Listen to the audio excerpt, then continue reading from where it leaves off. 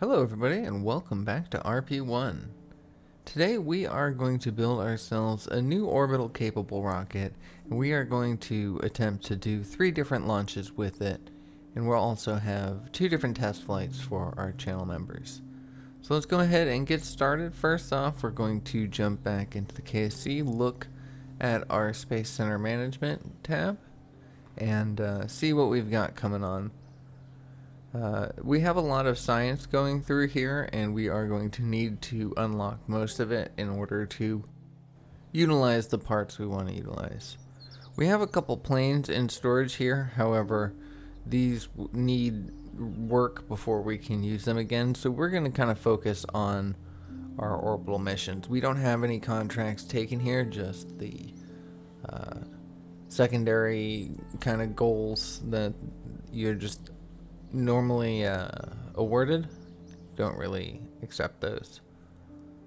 So let's go ahead and look. Our X-plane, we have 3 left to do. They're very difficult ones, so hopefully we can get the technology to do them soon because we are coming close to our deadline.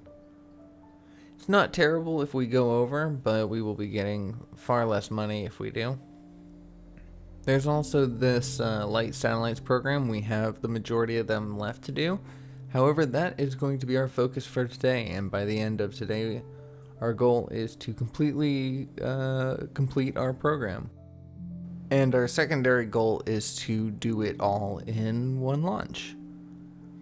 So now I have, since we orbited for the first time last episode, we now have a new leader that we can appoint. And so we're just going to kind of look through here. You can pause these if you want to read more about it, but I'm just looking at the effects, both positive and negative, to see what will suit our program the best.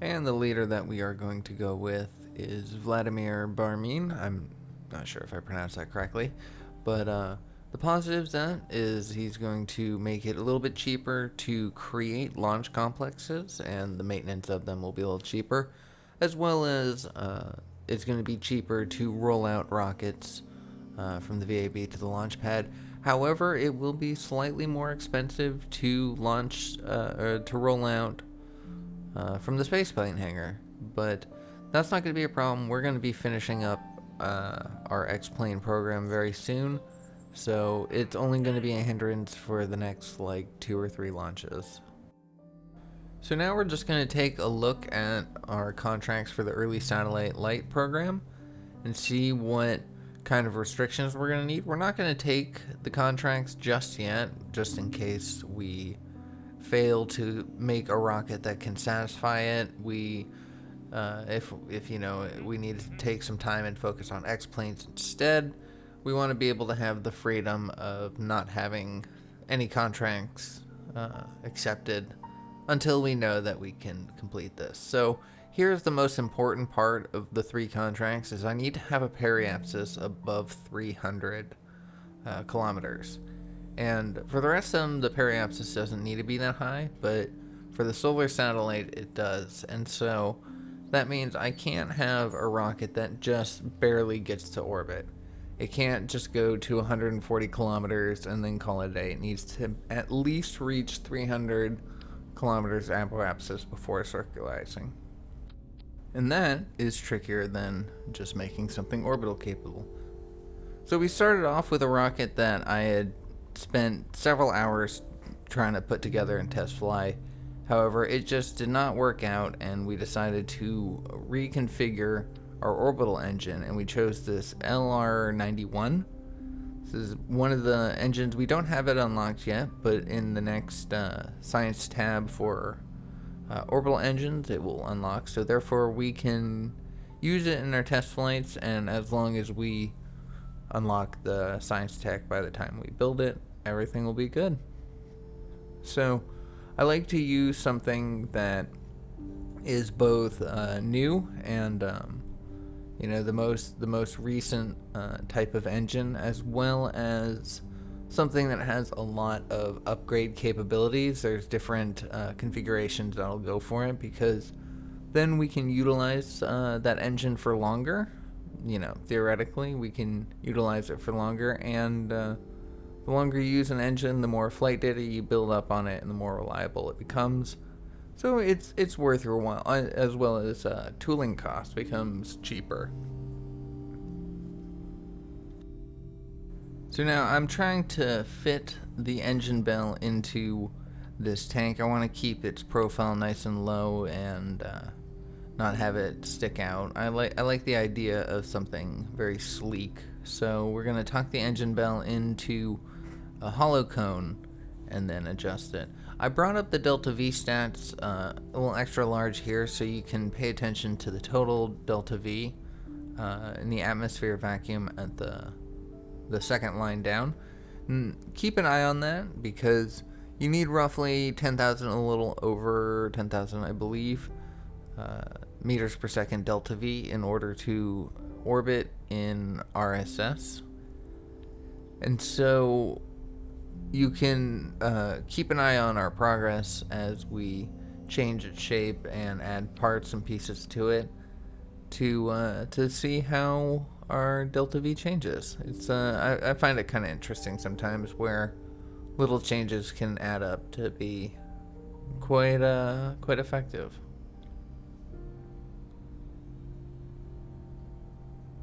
So I like this little egg shape kind of thing. It's not maybe it's a little more urn shape, but it doesn't need to be very long, because it's just going to be pushing a small payload in there.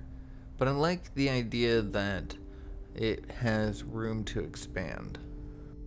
We're going to have a near-Earth probe core on there, so that way we can have a little bit of control.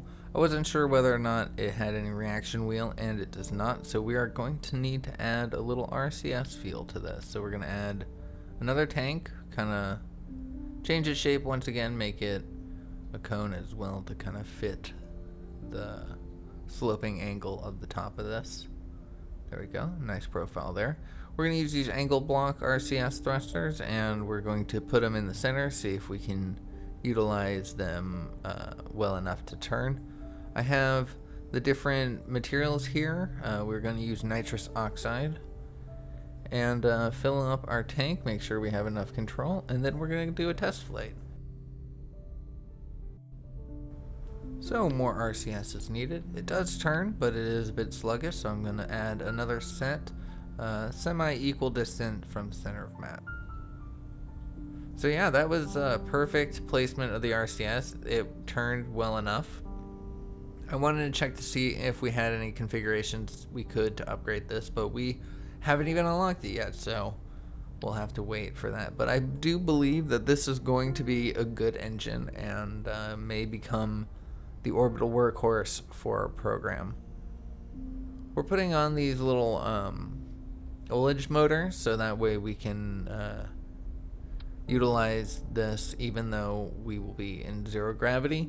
And ullage, for those who may not know, liquids turn into kind of a bubble, semi-solid form in space, and sloshes around. And when you want to utilize your liquid fuel, you're going to need it at the engine where it's supposed to burn. So the idea is if you push your craft forward, all that liquid fuel will be pushed to the back of the tank, and it'll fill up the area where the engine can grab it.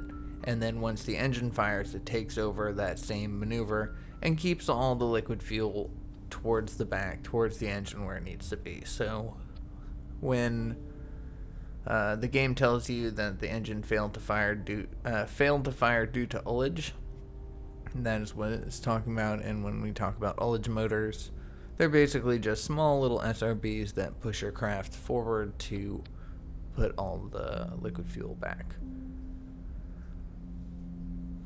So now we are getting ready to build our lifting vehicle. That was a good enough test of the Orbital. Now we need to see how it fares in an actual mission. So we're gonna build the same lifting vehicle as the Daedalus 1 using the RD108 with the most modern configuration for it, using a modular tank with a mount set for the RD108. And now we're just going to extend this till it gives us the 300-second burn time. However, our thrust to weight is under 1. It is 0.74 right now, so that is not going to fly. Just excuse the pun. I'm not going to pretend that that pun was not intended, but it's not always the best. But anyways, here we are creating some more modular tanks with both modular nose cones as well as the mount set for the RD107s. And these we are going to use as our side lifters.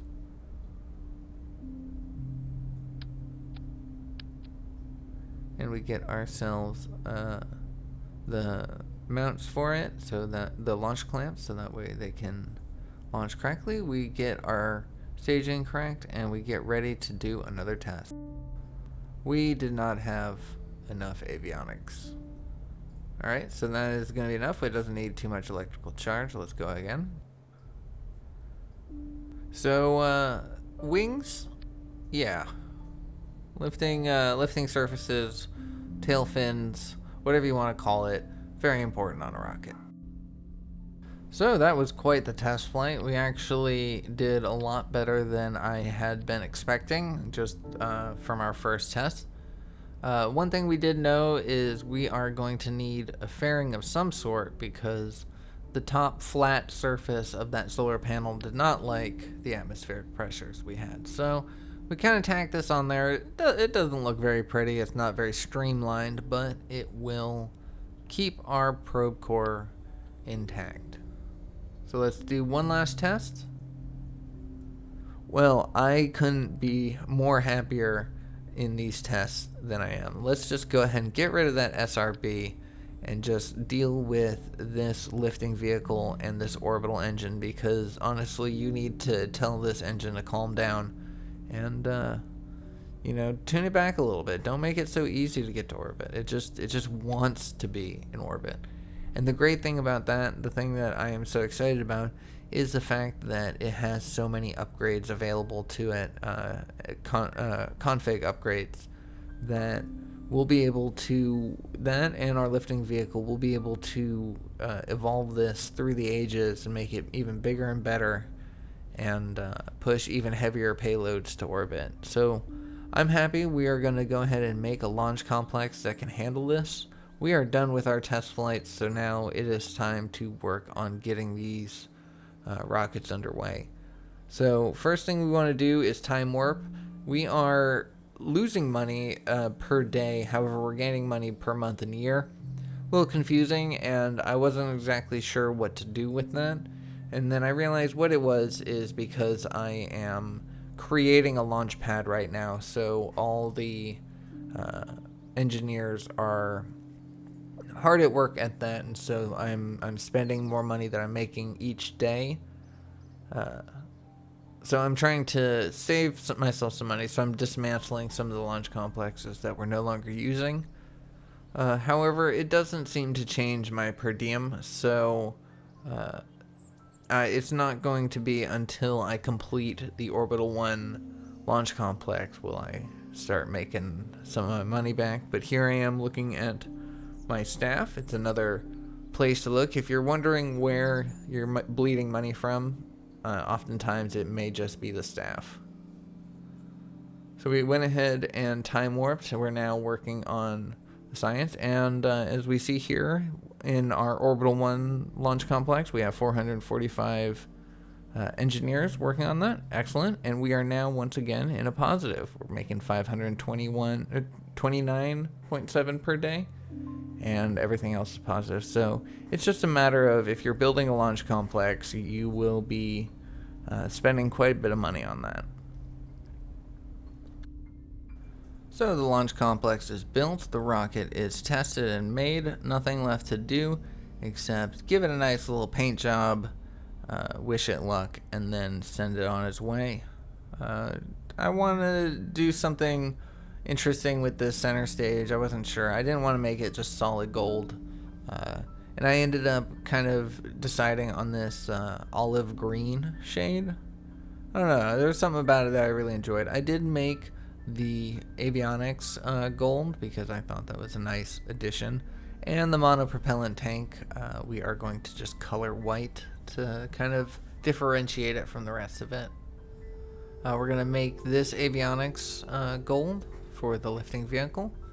And we are going to continue the theme of our previous RP1 and make our lifting vehicles a combination of white and gold, because I just really love that color scheme. I think it works really well, and I enjoy it. So we're going to do that. We're going to leave behind the Gold Wing naming convention and in favor of this current mythological one, but we'll see how we go from here. So I actually did lie. There is one other thing we need to do, and that is to time warp our way until our scientists can understand these 2 bits of technology that are required for our rocket to run.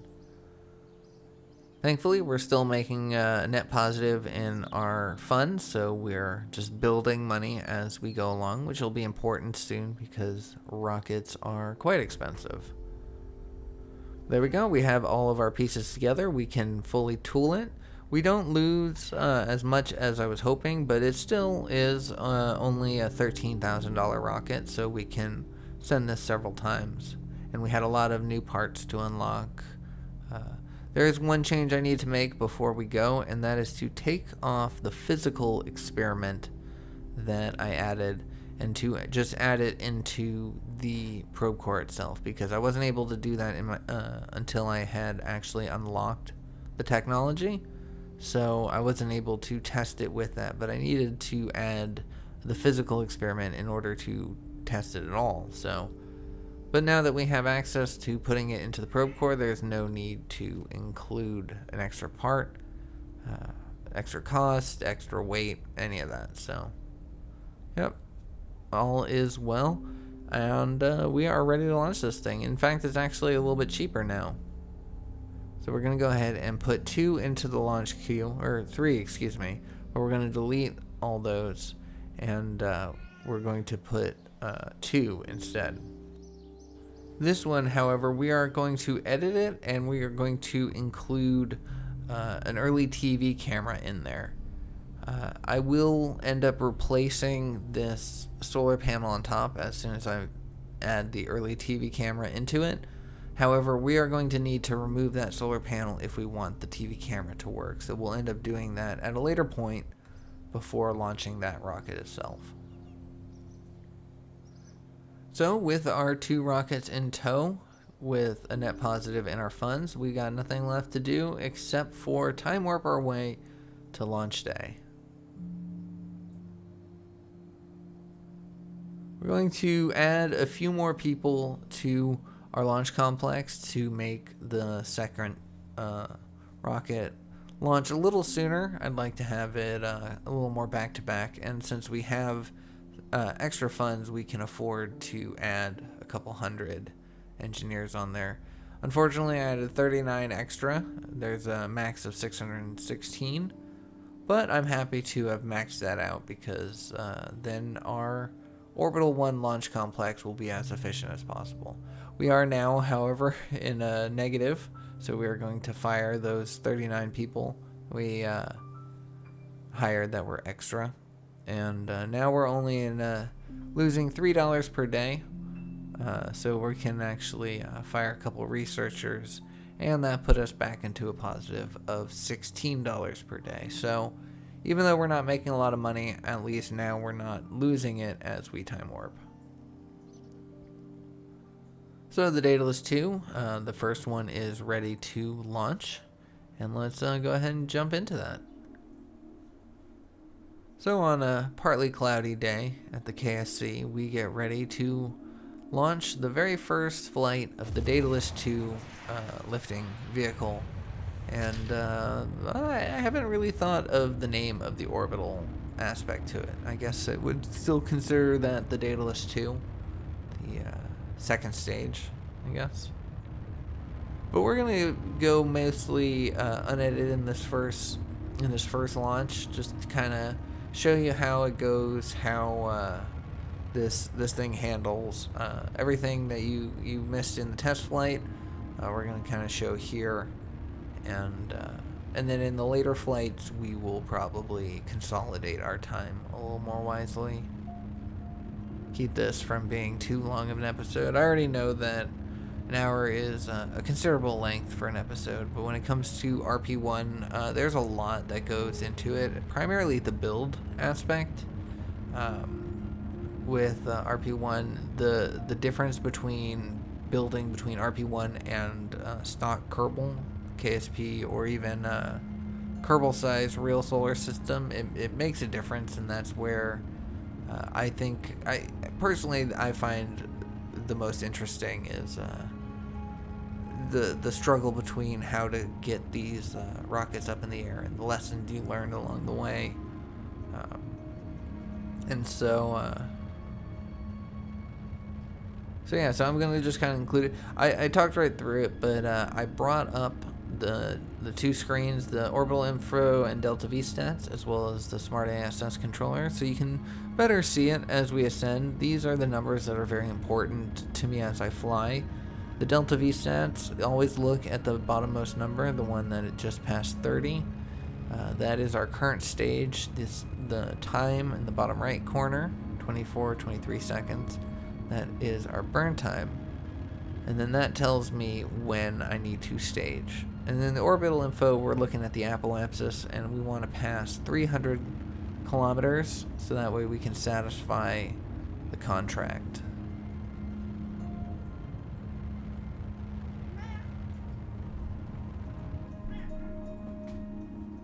And with that, our side boosters phase out, and we go ahead and drop them down. We still have a thrust to weight ratio of over 1, so we don't have to worry about our rocket stalling out, which is good.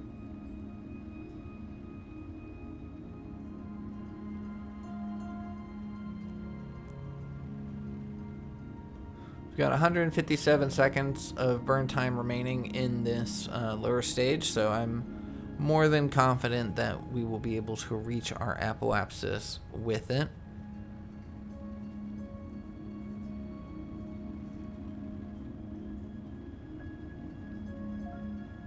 And we are now passing the 140 kilometer Kármán line, so we are our apoapsis is now in space. And if all I needed to do was get into a low Earth orbit, I could just point horizontally now and be ready to go with it. However, the contract requires above 300, and we want to do all three of these contracts in the same go, so we are going to make this above 300. I let the fairing stay on much longer than I would have wanted to. Typically, we can actually stage that around 40 kilometers above the surface, lighten the weight a little bit, but I didn't pay attention, and so I didn't stage it until 100 and some odd kilometers. But it doesn't matter too much. It's doesn't weigh all that much. So I think the losses are a little negligible, but nonetheless, good practice.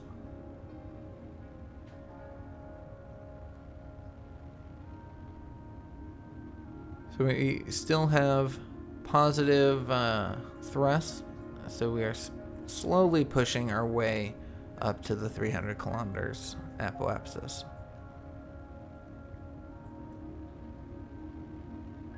We're getting 278, or excuse me, 280. 290. And 300. So we can now officially point horizontal, because once we burn to our apoapsis and circularize our orbit, our apoapsis will become our periapsis, and having it above 300 means we will satisfy the contract. So I'm very excited.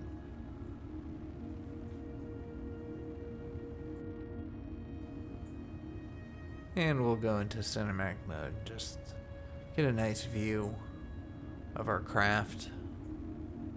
We're going to spin it up to give ourselves some spin stabilization. However, in all of our test flights, we found that we don't actually need it. We do have a near-Earth avionics core on this, so we do have control.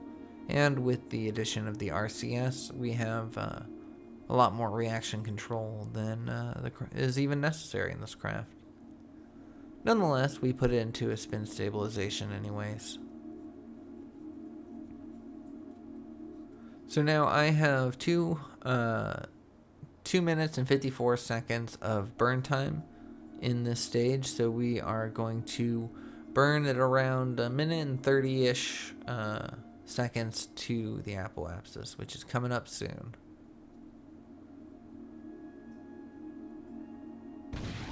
And we stage our ullage motors and fire our engine, and thankfully it ignites without any issues, no ullage problems. And yeah, this engine is now firing. We are pushing our way towards orbit. You can keep an eye on our periapsis now. That is the number to look at. It's the negative 5.7 million. We also can look at the engine burn time in the Delta V stats area. I brought the Smart ASS window down because we are no longer going to need to pay attention to that. However, I am going to bring up the mission screen, the contracts window, so you can see that a little bit better, because that is important. I find RP1 very interesting to play because a lot of it ends up becoming the numbers on these little windows that you have. You end up flying less by what you're looking at and more by what the readings are telling you. It's just interesting. I like that there are so many ways you can play Kerbal Space Program. You know, you can play it in POV version, the IVA mode, first person mode. You can play it in an RP1 setting where it's historical. You can play BDB Armory where you actually have like weaponry and missiles and things like that. All sorts of different ways to enjoy this game. I think it's great. But in RP1, that is the way to enjoy the game is through the data. I'm surprised I haven't been keeping my flight log open. I used to do that in previous RP1 series. Had all the data about my flight and velocity during the flight and pitch angles and all sorts of graphs and colors. Maybe I'll do that again if I can find the screen space for it. Moving the nav ball over to the left was huge. I did that during one of the test flights, and I am very happy that I did, because I feel like it opened up a lot more real estate on the screen. But anyways, we are now at negative 1 million meters, periapsis, and rising. And we are now in the positives, passing 200, and now our periapsis is now past 300 kilometers, so we will satisfy the minimum periapsis for all 3 contracts. Very excited about that. We also have our apoapsis above the minimum required apoapsis for one of the contracts, but didn't matter.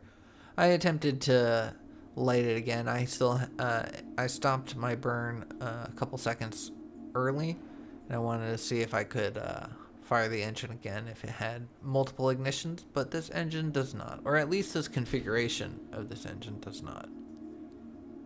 So we had a nice clean separation. There's a little bit of a rotation there, So I take a look at my solar panels and see that the rotation is enough to change the exposure amount, but not enough for it to really affect it. If you spin too fast, the solar panels don't have time to really charge or capture any of the sunlight, so it's important not to spin too fast. Yeah, our first polar orbit satellite contract is complete. That one was the least amount of time that it took. I think it only took an hour to prove the orbit, and that was good. Solar powered satellite is going to take much longer. Scientific satellite is going to be the middle one between that. So I zoomed in heavily into the craft to kind of avoid the flashing lights of time warping. The probes on our lifting vehicle, or the batteries on the lifting vehicle probe are dying, so that's what those are. But now that that's gone, we have nothing to prevent us from time warping our way to completing the first scientific satellite contract. And in 3, 2, 1, there we go. We got green on that as well. And so for the last contract, we need to be in a stable orbit for 12 more days, and then have a positive energy balance by the end of it. And there we have it. We have completed 3 out of the 4, well, technically 5. 3 out of the 5 missions for the Light Satellites program in this little cube here. And very happy with it. Very happy with how it came out. I'm going to do a little time warp around the planet. Just kind of take in the success that we had. And then we'll head back to the VAB, collect some of the science that we have created from this. There's still plenty of science to be had, so I like this will be producing us science in the background as we work on other projects and time warp our way into the future. We just have to wait a little bit and we'll build up some science from there. As you see, Cosmic's Ray still has a bit. Micrometeorite detection was not able to run because it is not exposed to space. The solar panels blocked it, so that's why we'll be editing the Daedalus 2B, the second that we will be launching in this episode, to accommodate that in the early camera.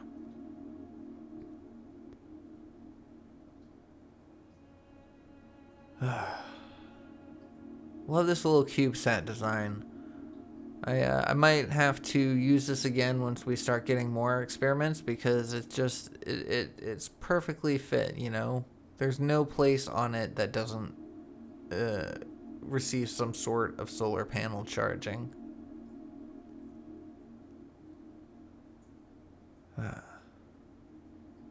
But we will be leaving this in orbit for a while, at least until it finishes all of its experiments. And for now, well, let's go back to the VAB, get our some of our science spent. Let's figure out our new leaders to be had, and let's get the Daedalus 2B out on the launch pad.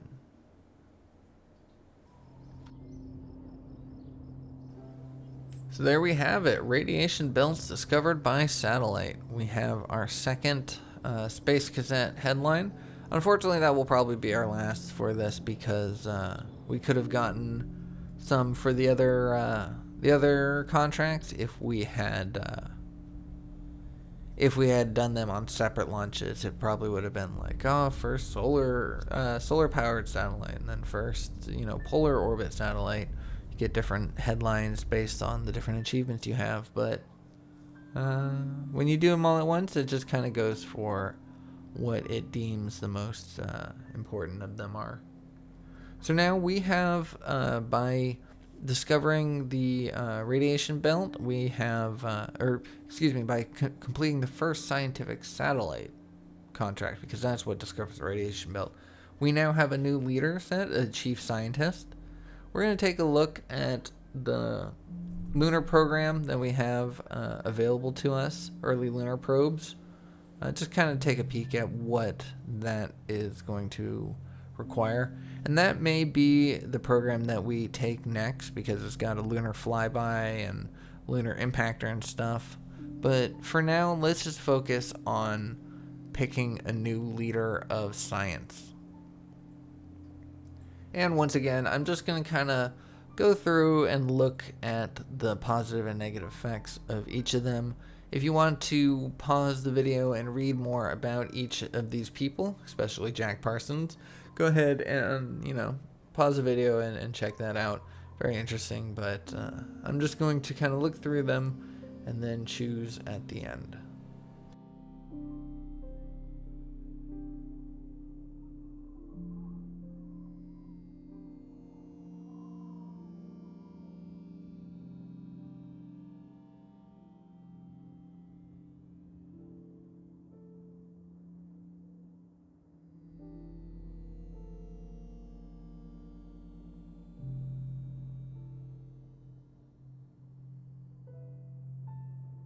So as much as I'd like to go with Jack Parsons for the SRB research, we're actually going to choose James Van Allen for his benefit to science, because science is going to be the name of the game here, because we are starting to unlock things that require quite a bit of science to unlock, and I think if we don't keep up with the demand, we may be bottlenecked out of certain programs by just not having the technology. So I'm going to take another look at this Lunar Impactor contract or program and kind of just get an idea of what I want to do with this, because I'm very nervous about this program. I've never done this program. I'm rapidly reaching the edge of my RP1 knowledge. So I'm both excited and terrified of progression. We've got 10.1 science to spend. So I'm going to just kind of look in here and see what will be the most useful as we go along. Obviously, crew survivability is important. However, I think the lunar program that we're going to take is going to be mostly uncrewed vessels, so I don't think I need to focus on that. It would be good to unlock 1960s orbital rocketry, especially considering we're in 1963 or 1964. One of those. It'd be good to, keep up with the times. Basic capsules, there's a lot of interesting things there, but again, human-rated stuff. Lunar range communications is probably going to be my best bet, because even if we may have the technology right now to smack something into the surface of the moon, but I'm going to need to be able to communicate with it. So that's going to be what we spend our points on soon. But as you saw there, I just got 9 extra science during my time warp, and that's because our little CubeSat is producing science for us. Yeah, 1960s orbital rocketry is very tempting. There's a lot of good engines there, a lot of config upgrades to be had. Engineering efficiency and later fairings are also pretty tempting, but solid rocket boosters are always tempting. I don't think I need bigger solar panels just yet, and we can't unlock this science because we need to unlock the electricity beforehand. So we actually get the spend our points into the 1960s orbital rocketry instead of the lunar communications tech node. Excuse me. We will be unlocking that by the end of this episode, though. That's why I had forgotten. But anyways, here we are. Launch number 2. This is to send a micrometeorite detecting science unit, as well as an early TV camera. We are also going to be launching in a polar orbit, so that way the TV camera can pass over all the different biomes, because it is biome specific. So like I mentioned, we're just going to kind of go through its launch, show you kind of the more important pieces, tidy up our episode, make things a little more time efficient, and have a little more fun with our music.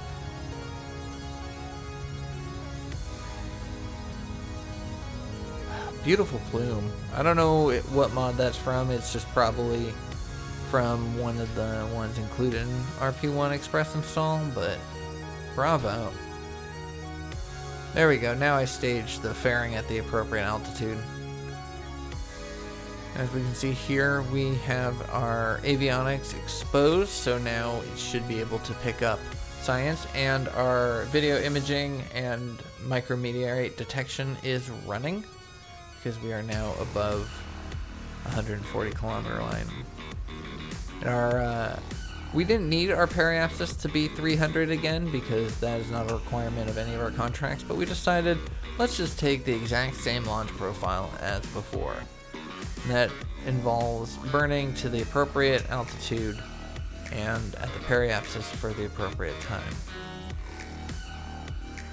And once again, ullage motors fire up. Takes a second for the engine to, so my heart skips a quick beat until it fires. And I know that we have no such errors that will cause this flight to be a failure.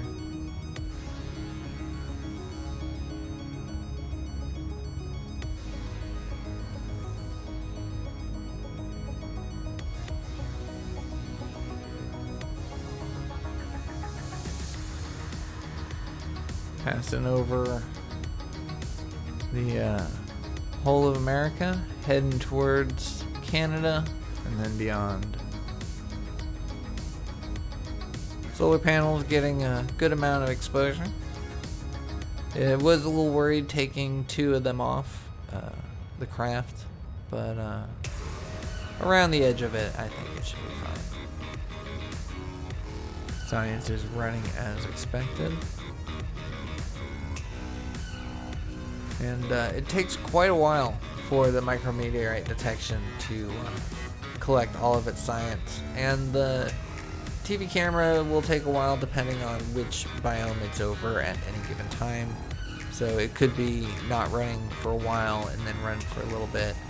But all in all, we will be getting a slow but steady trickle of science coming in as we start working on the next aspect of our program. Very excited about that. So we made orbit. We are not going to be crashing back into the surface anytime soon, and we will be able to do all of our science. This is turning out to be quite a successful episode.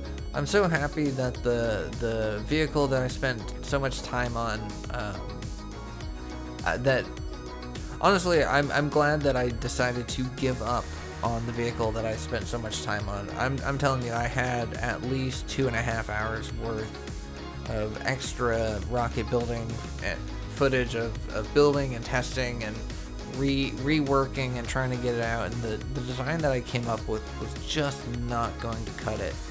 And I think the most important lesson that I learned is that I needed to give up and start again. Go back to the drawing board. Just rethink things in a different way. Choose a different engine than I would have. And that's why I chose something I hadn't used before. But it's an important lesson to take away here. Sometimes you need to go back to the drawing board if something isn't working. And it's just not worth spending hours and hours of energy on. Just take another stab at it. Maybe sleep on it. And work it again. Anyways, time to go back to the KSC. We have a little bit of science to spend. This is when I unlock the lunar range communications, and we will be making use out of that eventually. I unfortunately did not pay attention to the fact that there was one more contract to do that was required, and we have basically done it. But since we didn't accept the contract when we launched our very first satellite, it did not count. So we are just going to go ahead and load up the Daedalus 2 one more time, but we're going to change around its experiments. We don't need it to do micrometeorites. We don't need it to do TV camera. We just need a thermometer and a barometer. How ridiculous. We already know the temperature of space. We already know the pressure of space, but we are contractually obligated to bring back findings of it. So we are just going to launch this into the build queue and go ahead and go about our day. We do have 16 more science points to spend because the time warp gave us more science. So we went and unlocked, or started to research, the better avionics cores. So that'll be nice. Lighter avionics means lighter rockets. There's also more powerful, more efficient, all that.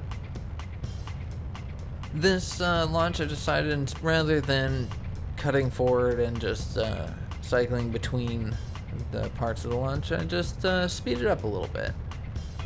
Also get to see the Delta V stats and the orbit info, but it's going pretty quickly, so apologize about that. But this time we are not launching in a polar inclination. We just want to launch it horizontally because this will also show us what kind of stats we are going to get when we launch it equatorially, which is going to be more often than not, our launches are going to be equatorial, not polar.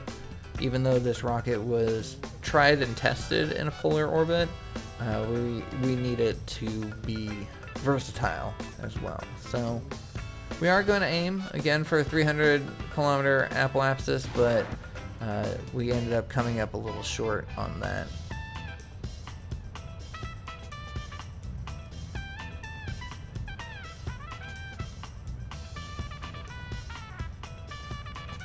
Time is going by very fast. Very nice. Make sure I forgot to turn on the experiments, but it's not going to matter because I had already run them, so I'm going to need to do a force run on them in order to satisfy the contract. And now we're passing our negative periapsis, so now we are going to be in orbit no matter what. We have no problems with that. We're actually going to be in a relatively high elliptical orbit. So here I am choosing the experiment. We're going to force run the pressure scan and force run the temperature scan, and that will be enough to satisfy our contract. Just needs a little bit of a time warp to prove that the orbit was stable, and there we go. Our atmospheric analysis satellite has successfully completed, and that brings to a close the early satellites light program. Hey, there's Saturn. So let's go back to the KSC, and we're going to end up getting rid of the satellite eventually, probably off camera in the tracking station, because technically it's just debris at this point. We don't need it to satisfy any contracts. It was in fact overbuilt. It has way too much battery. It didn't need these solar panels in the slightest, but you know, I was just happy that we built something that was versatile to work in multiple ways. And I'm excited to experiment with it in the next episode. We are going to be looking at the lunar impacting program. We are going to try to finish up the X-plane program. And we are rapidly, like I mentioned, we are rapidly approaching a place where I am out of my league. I am out of my depth. And I will be throwing my Kerbals at the ground and attempting to miss.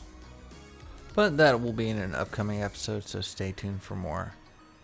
But anyways, that is where I'm going to leave today's episode. Thank you so much for watching. I hope you enjoyed it. I hope you're looking forward for more RP1. If you did, please consider giving me a like, drop me a comment, let me know your thoughts, and I will see y'all in the next one. Take care.